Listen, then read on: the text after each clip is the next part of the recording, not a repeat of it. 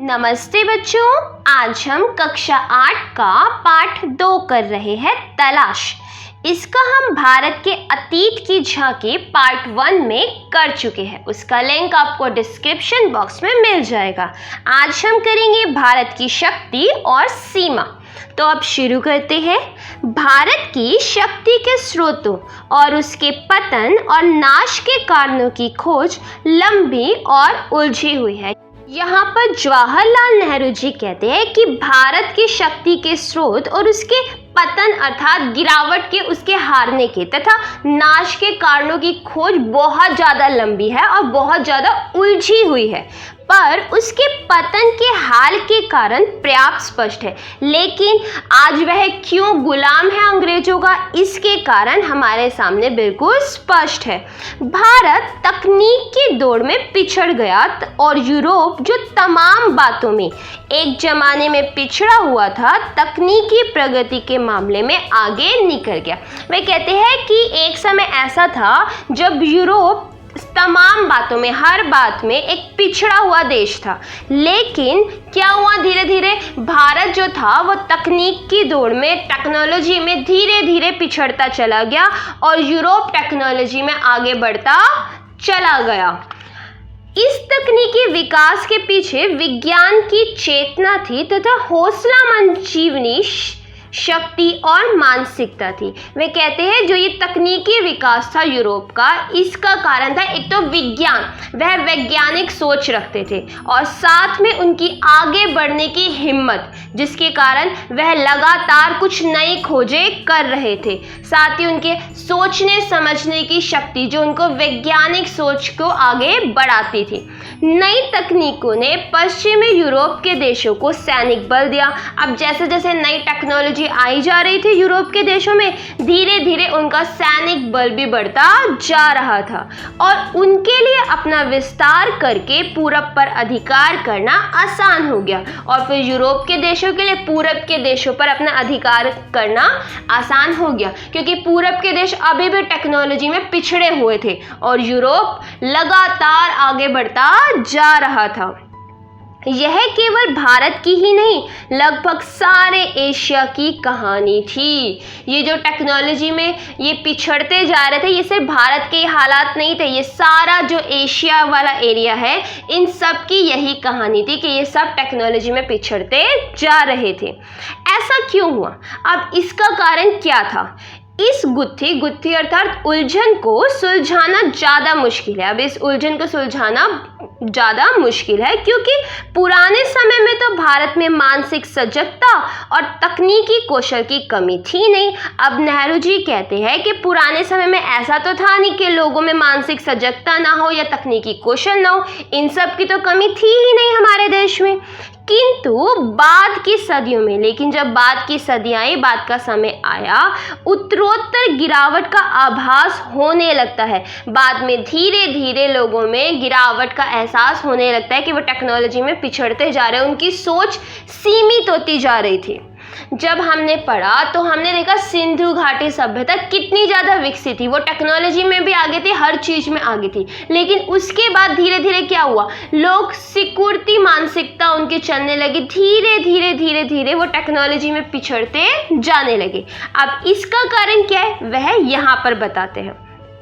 जीवन की लालसा और उद्यम में कमी आ जाती है। धीरे धीरे उनके जीवन की लालसा और उनके उद्योग धंधे थे, उनमें कमी आ जाती है। क्षीण होती रचनात्मक प्रवृत्ति की जगह अनुकरण की प्रवृत्ति ले लेती है। अब क्या हुआ, धीरे धीरे जो हमारे देश है, भारत है या भारत जैसे एशिया के जितने भी देश थे, उनमें धीरे धीरे उन्होंने कुछ नया बनाने की जो उनकी रचनात्मक प्रवृत्ति थी उसको छोड़ दिया। वो धीरे धीरे कमजोर होती चलेगी और उसकी जगह पे हमने अनुकरण अर्थात नकल को आगे ले जाने लगे, हम सिर्फ दूसरों की नकल करने लगे, खुद नया बनाने से पीछे हटने लगे, उसके बारे में हमने सोचना ही छोड़ दिया।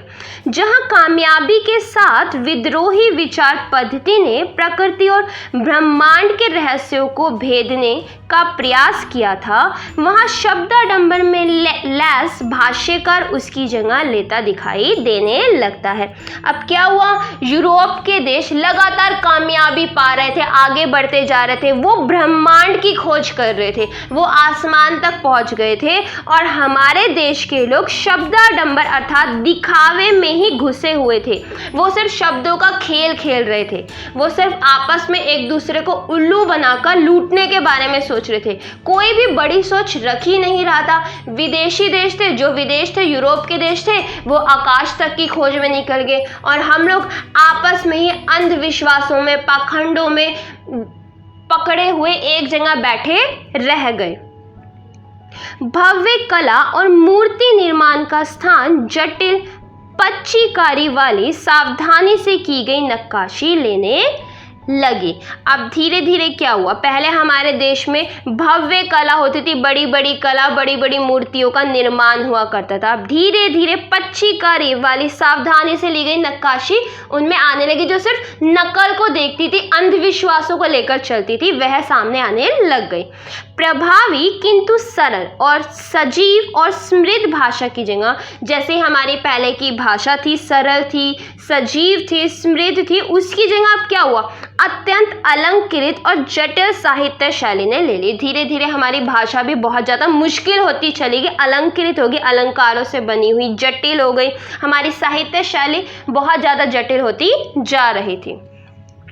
साहसिक कार्यों की लालसा और छलकती हुई जिंदगी, जिसके कारण सुदूर देशों में भारतीय संस्कृति का प्रसार संभव हो सका था, क्षीण हो चली।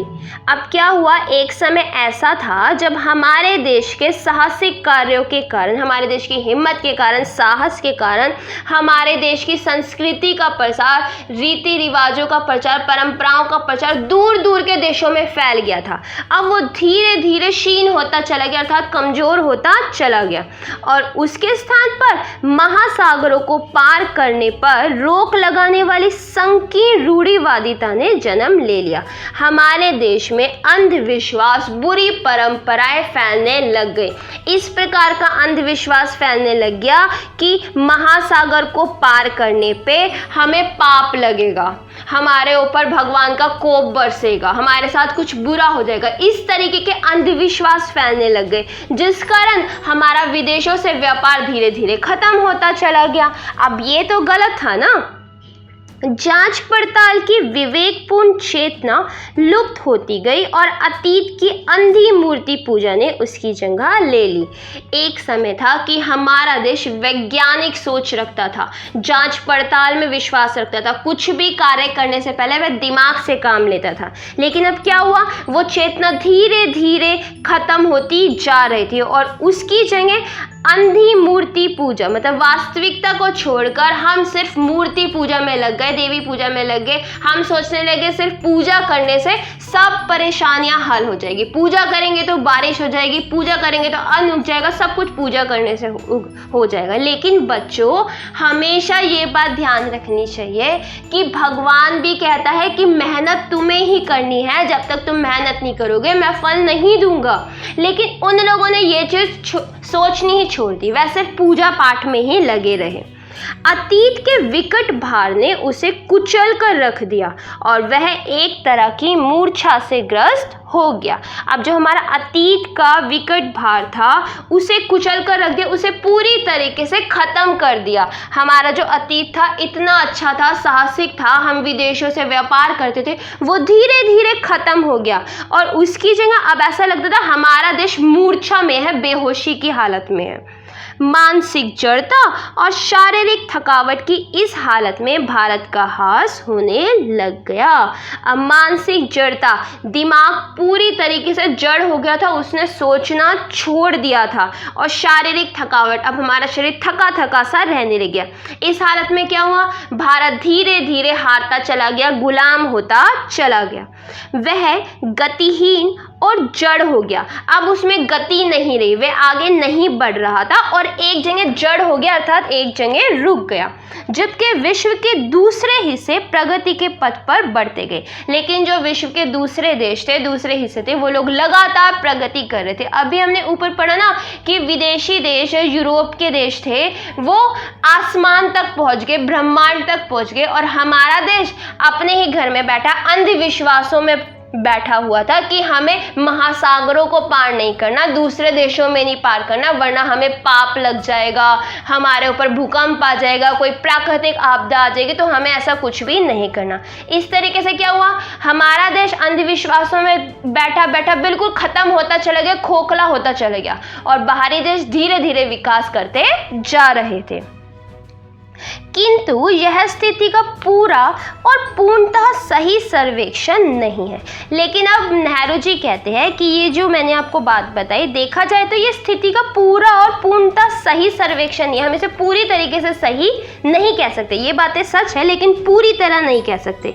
यदि केवल जड़ता और गतिहीनता का एक रस और लंबा दौर रहा होता तो उसका नाता अतीत से पूरी तरह टूट जाता। वो कहते हैं अगर लगातार हमारा देश जड़ रहता, एक जगह रुका रहता, गतिहीन रहता, कोई गति नहीं करता, आगे नहीं बढ़ता, तो क्या होता, लंबे टाइम में जो हमारा अतीत था हमसे जुड़ा होता, उससे हम पूरी तरीके से अलग हो जाते। लेकिन ऐसा भी नहीं हुआ है।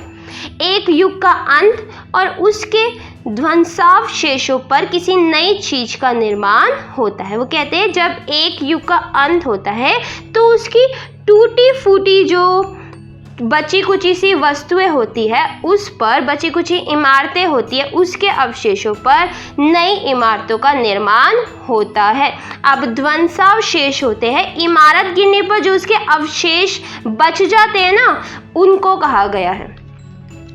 इसके अलावा समय समय पर पुनर्जागरण के दौर आते रहे। इसके अलावा क्या हुआ, धीरे धीरे लोगों में नई जागृति आती रही, कहीं ना कहीं लोगों में नई विचारधारा आती रही, जो कुछ नया करना चाहते थे, गुलामी से आज़ादी चाहते थे।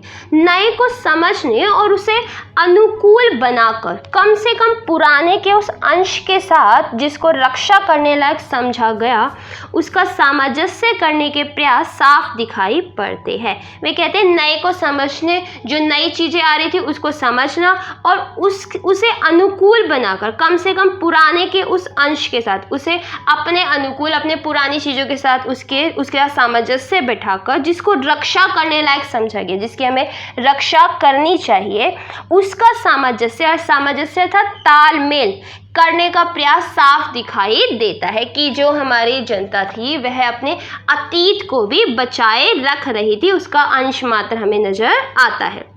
अक्सर पुराने का केवल बाहरी ढांचा प्रतीक के रूप में बचा रहा और उसका अंतर वस्तु बदल गई। वो कहते हैं कि क्या हुआ कि पुराने का केवल बाहरी ढांचा ही एक प्रतीक के रूप में बचा हुआ था और उसका आंतरिक जो आधार था, हमारे देश का जो आंतरिक आधार था, जो हमारे अतीत का आंतरिक आधार था, वो इस समय बदल चुका था। इस समय अर्थात ये बात करें 1944 की, तो 1944 में क्या हुआ था, वो कहते हैं कि पुराने का सिर्फ प्रतीक मात्र रह गया था, बाहरी ढांचा ही रह गया था, जो हमारी परंपराएं, संस्कृति थी, और उसका जो आंतरिक ढांचा था, पूर्णता जो था, वो अंदर से बदल चुका था। ऐसी लालसा जो लोगों को उस लक्ष्य की ओर खींचती है जो पूरी तरह सिद्ध नहीं किया जा सका हो, और साथ ही प्राचीन और नवीन के साथ सामंजस्य स्थापित करने की इच्छा बराबर बनी रहती है। इसी लालसा ने उन्हें गति दी और उन्हें पुराने को बनाए रखने के साथ नए विचारों को आत्मसात करने का सामर्थ्य दिया।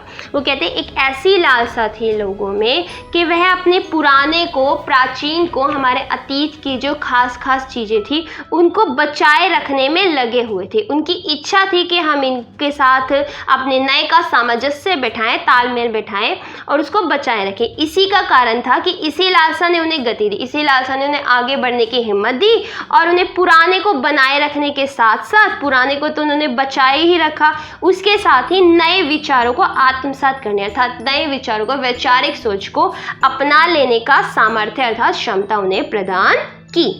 अब इस वाले पार्ट में आप सबने देखा कि नेहरू जी ने बताया कि हमारे हारने के कारण क्या थे, हमारे गुलामी के कारण क्या थे और क्यों यूरोप देश हम पर राज कर रहे थे, उसके भी कारण क्या थे। इन सब कारणों के बारे में उन्होंने इस पार्ट में बताया है। अब हम आ गए हैं भारत की तलाश पे। अब शुरू करते हैं। पुस्तकों, प्राचीन स्मारकों और विगत सांस्कृतिक उपलब्धियों ने मुझे एक हद तक भारत की समझ तो पैदा की, लेकिन मुझे उससे संतोष नहीं हुआ। ना ही मुझे वह उत्तर मिला जिसकी मैं तलाश कर रहा था। अब जो नेहरू जी थे उन्हें किताबें पढ़ने का बहुत ज़्यादा शौक था। वो बहुत ज़्यादा किताबें हमारे देश के इतिहास के विषय में पढ़ा करते थे। तो वो कहते हैं प्राचीन स्मारक, स्मारक क्या होते हैं, जो महत्वपूर्ण लोगों की याद में बनाए गए भवन होते हैं ना, उनको स्मारक कहते हैं। और विगत अर्थात जो बीत चुका समय है उसके बारे में बात कर रहे हैं कि बीते हुए समय में जो सांस्कृतिक उपलब्धियां थी उन्होंने मुझे बहुत हद तक भारत की समझ पैदा की। इन पुस्तकों ने, स्मारकों ने और हमारी सांस्कृतिक उपलब्धियों ने। लेकिन मुझे इन सब से अभी तक संतोष प्राप्त नहीं हुआ था, मैं संतुष्ट नहीं हुआ था। ना ही मुझे अपने सवालों के जवाब मिले थे जिनकी मैं तलाश कर रहा था। वर्तमान मेरे लिए और मुझ जैसे बहुत से और लोगों के लिए मध्ययुगीन भयंकर गरीबी एवं दुर्गति और मध्य वर्ग की कुछ स्तर ही आधुनिकता का विचित्र मिश्रण है। वे कहते हैं जो वर्तमान समय से उनका तात्पर्य है 1944 का समय। वे कहते हैं यह जो समय है मेरे जैसे और मैं और मेरे जैसे और लोगों के लिए बहुत ज़्यादा मध्ययुगीनता वाला, भयंकर गरीबी वाला, जहाँ बहुत ज़्यादा गरीबी फैली हुई है, दुर्गति वाला और मध्य वर्ग की आधुनिकता का, इन सब चीज़ों का विचित्र मिश्रण है। मैं अपने वर्ग और अपनी किस्म के लोगों का प्रशंसक नहीं था। वे कहते हैं मैं अपने वर्ग, अपने जैसे लोगों का प्रशंसक, उनकी तारीफ करने वाला नहीं था। फिर भी भारतीय संघर्ष में नेतृत्व के लिए मैं निश्चित रूप से मध्य वर्ग की ओर देखता था। लेकिन फिर भी मुझे लगता था कि भारतीय संघर्ष में, भारत के संघर्ष में, अंग्रेजों के खिलाफ संघर्ष में सबसे पहले मध्य वर्ग आगे बढ़ेगा। मैं आशा की निगाहों से मध्य वर्ग को ही देखा करता था। यह मध्य वर्ग स्वयं को बंदी और सीमाओं में जकड़ा हुआ महसूस करता था और खुद तरक्की और विकास करना चाहता था। वे कहते हैं जो मध्य वर्ग के लोग थे वह स्वयं को बंदी महसूस करते थे, गुलाम महसूस करते थे और सीमाओं में जकड़े हुए कि वह आगे नहीं बढ़ पा रहे, ये सब वह महसूस करते थे और वह स्वयं ही तरक्की करना चाहते थे, विकास करना चाहते थे। अंग्रेजी शासन के ढांचे के भीतर ऐसा ना करने के कारण उसके भीतर विद्रोह की चेतना पनपी। मुझे हमेशा ऐसा लगता था कि अंग्रेजी शासन के ढांचे के भीतर वह तरक्की नहीं कर पा रहे थे, विकास नहीं कर पा रहे थे, जिस कारण उनके मन में विद्रोह की चेतना पनप रही है। लेकिन यह चेतना उस ढांचे के खिलाफ नहीं जाती थी जिसने हमें रोन दिया था। लेकिन फिर भी ये जो मध्य वर्ग के मन में जो ये चेतना थी, ये उन लोगों के खिलाफ नहीं जाती थी जिन्होंने हमें गुलाम बना दिया है। ये उस ढांचे को बनाए रखना चाहते थे और अंग्रेजों को हटाकर उसका संचालन करना चाहते थे। यह उस ढांचे को तो बनाए रखना चाहते थे लेकिन अंग्रेजों को हटाना चाहते थे और आगे बढ़ना चाहते थे। ये मध्य वर्ग के लोग इस हद तक इस ढांचे की पैदाइश थे कि उसे चुनौती देना या उसे उखाड़ फेंकने का प्रयास करना इनके बस की बात नहीं थी। यह जो मध्य वर्ग था, मध्य वर्ग कौन सा होता है, ना अमीर होता है ना गरीब होता है, बीच का वर्ग होता है, मध्य का वर्ग होता है, वह बोलते हैं ये मध्य वर्ग। अब ये मध्य वर्ग उसी समय की पैदाइश थी, अर्थात उसी समय के अनुसार तैयार हुआ था, जो इस ढांचे को, अंग्रेजों की जो ढांचा था गुलामी का, इसको चुनौती देना या उखाड़ फेंकने का प्रयास करने की बात नहीं करता था, क्योंकि ये इसमें एडजस्ट हो गया था, आगे बढ़ना चाहता था लेकिन पूरी तरह विद्रोह भी करना नहीं चाहता था। नई ताकतों ने सिर उठाया। अब धीरे धीरे नई ताकतें सर उठा रही थी और वह हमें ग्रामीण जनता की ओर ले जा रही थी। अब धीरे धीरे जो नेहरू जी थे वो देखते हैं मेरी नज़र तो मध्य वर्ग पे थी, लेकिन ये क्या हुआ, एक नई चेतना, नई ताकत मुझे गांवों में नजर आई। अब ग्रामीण जनता थी जो विद्रोह के लिए सबसे पहले आवाज़ उठाने के लिए आगे बढ़ी। पहली बार एक नया और दूसरे ढंग का भारत उन युवा बुद्धिजीवियों के सामने आया जो इसके अस्तित्व को लगभग भूल ही गए थे। किसी ने भी नहीं सोचा था कि विद्रोह की पहली आवाज़ ग्रामीण लोगों के बीच से उठेगी।